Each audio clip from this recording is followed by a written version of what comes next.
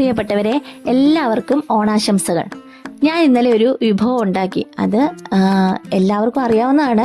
പഴം നുറുക്കെന്നും ഒക്കെ പല പേരിൽ അറിയപ്പെടുമെങ്കിലും ഞാൻ ഇന്നലെ അതിന് ഓണമധുരം എന്ന് പേരിട്ടിട്ടാണ് എല്ലാവർക്കും കൊടുത്തത്. അതെങ്ങനെയാണ് ഉണ്ടാക്കുന്നതെന്ന് പറയാം. സാധാരണ ഓണക്കാലത്ത് നമ്മുടെ വീടുകളിൽ ഏത്തക്കൊലയൊക്കെ വാങ്ങിക്കാറുണ്ട്. നമ്മൾ ഏത്തപ്പഴം പുഴുങ്ങാറുണ്ട്. ഒരുപാട് അധികവും വരും. ഒരുപാട് വിഭവങ്ങളൊക്കെ കഴിക്കുമ്പോൾ സ്വാഭാവികമായിട്ടും ഏത്തപ്പഴം പുഴുങ്ങിയത് അധികം വരും. അപ്പോൾ അത് കളയാതിരിക്കാൻ വേണ്ടിയിട്ട് നമുക്ക് ഉണ്ടാക്കാൻ പറ്റുന്നൊരു വിഭവമാണിത്. അതെങ്ങനെയാണ് ഉണ്ടാക്കുന്നത് നോക്കാം. ഞാനിവിടെ ഏത്തയ്ക്ക പുഴുങ്ങി വെച്ചിട്ടുണ്ട്. ഇനി നമുക്കതിൻ്റെ തൊലി കളഞ്ഞിട്ട് എടുക്കാം. എന്നിട്ട് ഓരോ കഷ്ണങ്ങളായിട്ട് തൊലി കളഞ്ഞിട്ട് അത് നമുക്ക് അരിഞ്ഞെടുക്കണം.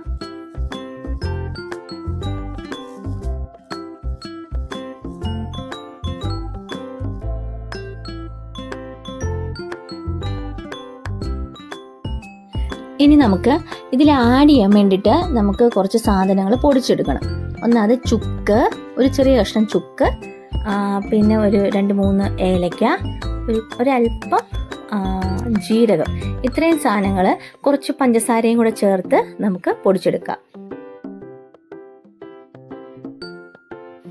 പഴം നുറുക്കിയത്, പൊടിച്ച സാധനങ്ങൾ, തേങ്ങാപ്പീര, നെയ്യ്, ശർക്കര പാവ് കാച്ചിയത്. ഇനി ചീനച്ചട്ടി വെച്ചിട്ട് നമുക്ക് നെയ്യൊന്ന് ഉരുക്കിയെടുക്കാം. ഇത് ഉരുകി വരുന്നത് വരെ നമുക്ക് വെയിറ്റ് ചെയ്യാം.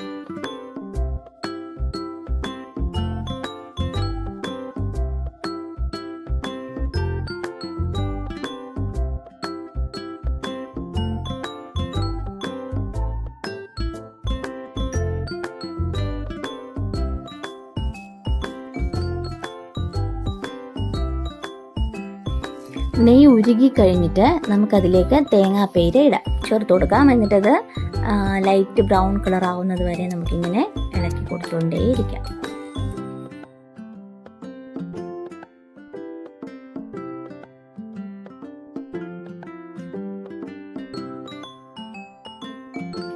തേങ്ങ ലൈറ്റ് ബ്രൗൺ ആയി കഴിഞ്ഞിട്ട് നമുക്ക് ഉരുക്കി വെച്ചിരിക്കുന്ന ശർക്കര ചേർത്ത് കൊടുക്കാം. ശർക്കര ചേർക്കുമ്പോൾ ആവശ്യത്തിനുള്ള, അതായത് എല്ലാവർക്കും അവരവർക്ക് ആവശ്യമായിട്ടുള്ള മധുരം ചേർക്കാവുന്നതാണ്. കൂടിപ്പോയാലും കുഴപ്പമൊന്നുമില്ല, ടേസ്റ്റ് ആയിരിക്കും. അതും എല്ലാം കൂടെ തേങ്ങയും ശർക്കര പാവും എല്ലാം കൂടെ നമുക്ക് നന്നായിട്ട് മിക്സ് ചെയ്ത് കൊടുക്കാം.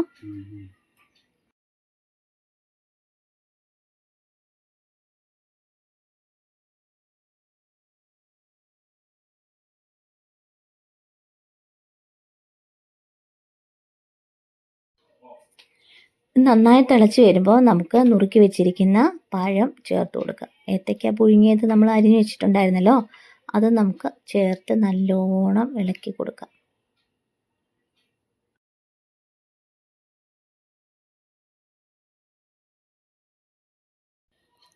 ഇനി ഇതിലേക്ക് നമുക്ക് പൊടിച്ചു വെച്ചിരിക്കുന്ന ചുക്കും ഏലക്കയും ജീരകവും ചേർത്ത് കൊടുക്കാം. വീണ്ടും നന്നായിട്ട് ഇളക്കി യോജിപ്പിക്കുക.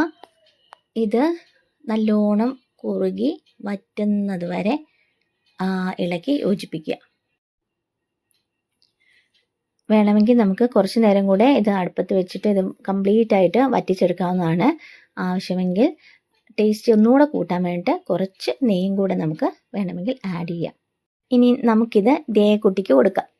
അവൾക്ക് ഇഷ്ടപ്പെടുമോ നോക്കാം. ഓക്കെ, അവൾക്ക് ഇഷ്ടപ്പെട്ടിരിക്കുകയാണ്. അപ്പം നിങ്ങൾക്കും ഇഷ്ടപ്പെടും.